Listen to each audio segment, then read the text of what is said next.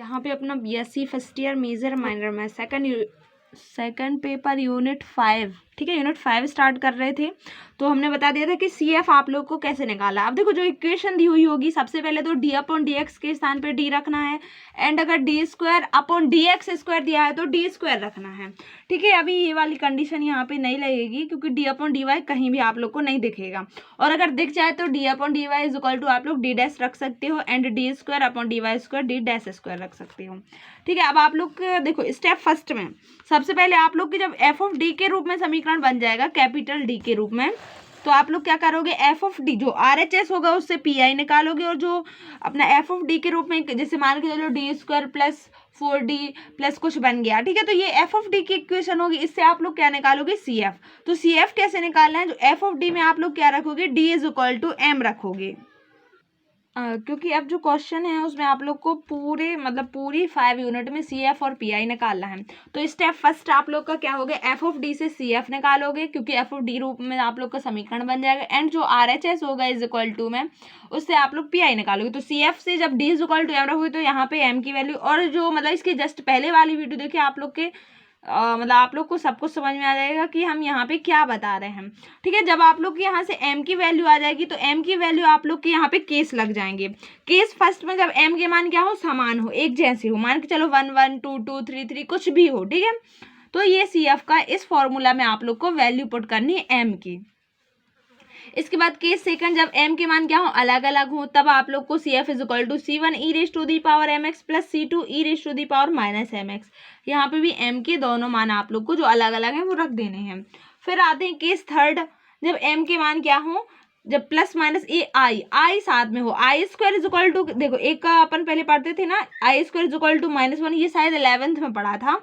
तो ये I² की वैल्यू क्या होती है, -1। तो ये आप लोग को प्लस माइनस AI के रूप में आप लोग की अगर m की वैल्यू है तो आप लोग को ये वाला फॉर्मूला यूज करना है।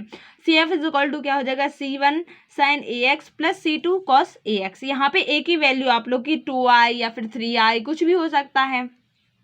केस फोर्थ जब आप लोग का क्या हो, m = a ± IB के रूप में आप लोग को समीकरण मान के चलो 2 +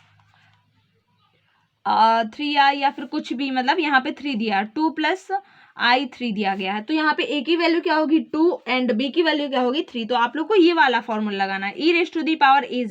a की वैल्यू आप लोग यहाँ पे रख दोगे, और ब्रैकेट के अंदर C1 cos BZ + C2 sin BZ, ठीक है। यहाँ पे b की वैल्यू रखनी है अंदर, लेकिन जो e के ऊपर पावर होगी वो a की।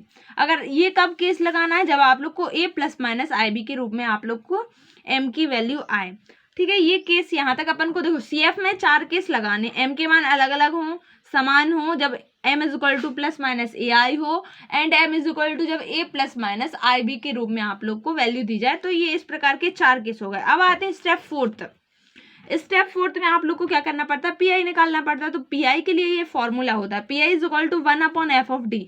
जो आप लोग की f(d) के रूप में इक्वेशन बनी थी उसको इसके नीचे रखना है, एंड इनटू में आप लोग को RHS की वैल्यू रखनी है, ठीक है।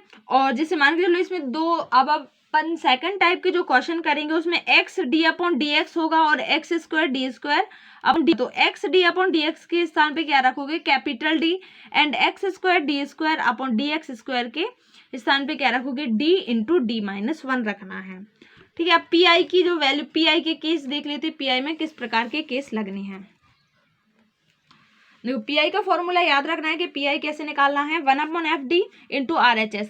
FD मीन्स D के रूप में जो समीकरण इक्वेशन आई हुई है।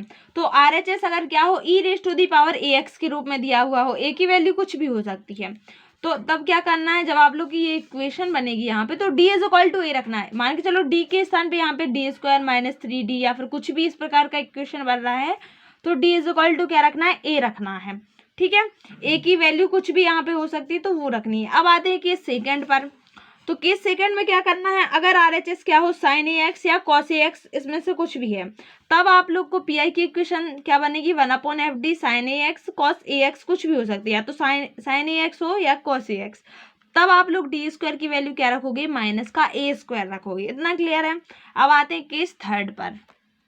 ये जो केस लग रहे हैं ये अपन के PI के लिए लग रहे हैं। केस थर्ड में क्या है, जब RHS क्या हो, अब x⁻n फर्स्ट केस में क्या था, e raise to the power a x हो अगर R H S, and second case में साइन ए एक्स या कॉस ए एक्स, तो तब अलग कंडीशन होती है। अब आते हैं केस थर्ड, जब क्या हो एक्स के ऊपर एन की पावर यानी एक्स स्क्वायर एक्स क्यूब अगर कुछ भी बन रहा है, तो आप लोग की ये सीरीज बनेगी 1 minus D raise to the power -1 क्या होता है 1 प्लस एक्स स्क्वायर। इसी प्रकार से आगे आप लोग की ये वाली सीरीज आप लोग को याद होनी चाहिए।